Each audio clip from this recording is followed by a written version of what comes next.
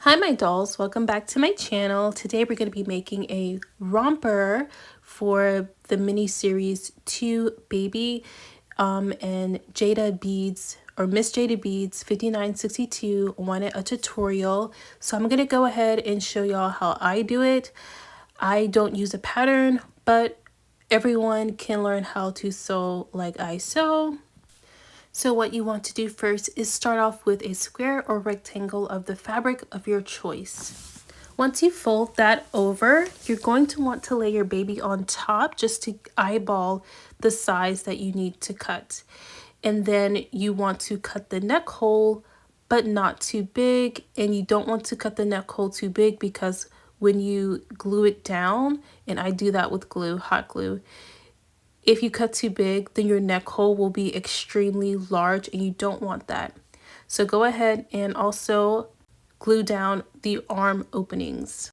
And I like to do this one kind of wide, especially if I know I'm not going to use a fastener to open and close the garment.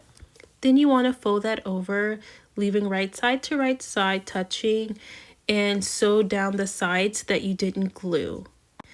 It's very difficult to sew through glue, so when you're hemming things like the neck holes or the arm holes, be wary not to glue any part that you plan on sewing. And yes, you can glue the entire thing if you want. This is how it looks like once that step is done.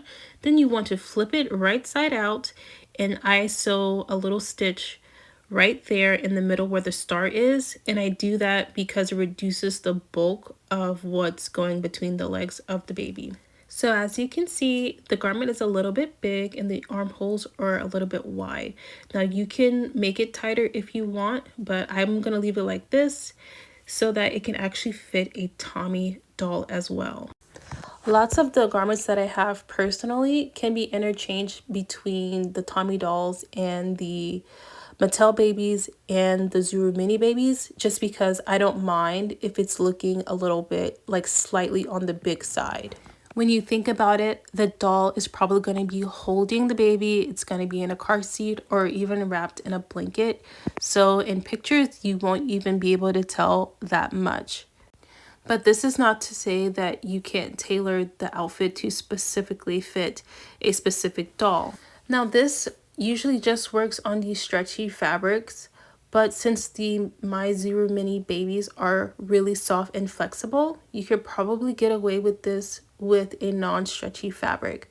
But the knits, which are the stretchy fabrics, are going to be your best friend.